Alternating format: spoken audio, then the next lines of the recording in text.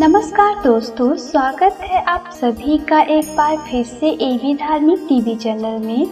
तो आज मैं आपके लिए लेकर आई हूँ हर व्रत कथा के साथ पढ़ी और सुनी जाती है लप्सी तप्सी की यह कहानी। जानिए क्यों। एक लप्सी था, एक तपसी था। तपसी हमेशा भगवान की तपस्या में लीन रहता था। तपसी रोजाना 1.25 सेर की लापसी बनाकर भगवान का भोग लगाकर जिम लेता था। एक दिन दोनों लड़ने लगे। तपसी बोला, मैं रोज भगवान की तपस्या करता हूँ इसलिए मैं बड़ा हूँ। लप्सी बोला, मैं रोज भगवान को 1.25 सेर लापसी का भोग लगाता हूँ इसलिए मैं बड़ा। नारद जी वहाँ से गुजर रहे थे।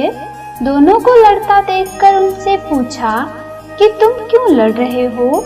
तपसी ने खुद को बड़ा होने का कारण बताया और लप्सी ने अपना कारण बताया। नारद जी बोले, तुम्हारा फैसला मैं कर दूंगा। दूसरे दिन लप्सी और तपसी नहाकर अपनी रोज की भक्ति करने आए तो नारद जी ने छुपकर 1.25 करोड़ की एक अंगूठी उन दोनों के आगे रख दी।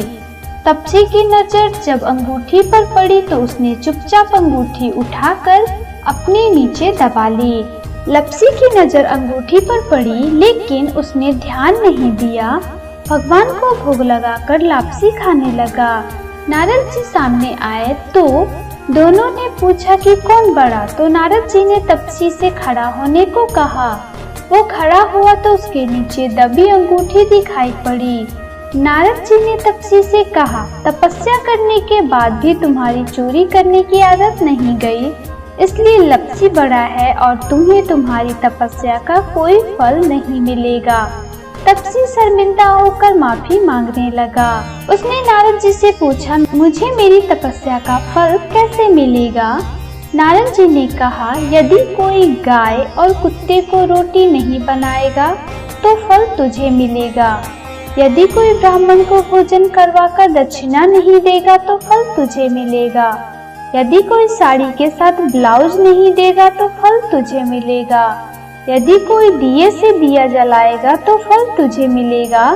यदि कोई सारी कहानी सुने लेकिन तुम्हारी कहानी नहीं सुने तो फल तुझे मिलेगा। उसी दिन से हर व्रत कथा कहानी के साथ लप्सी तपसी की कहानी भी सुनी और कही जाती है।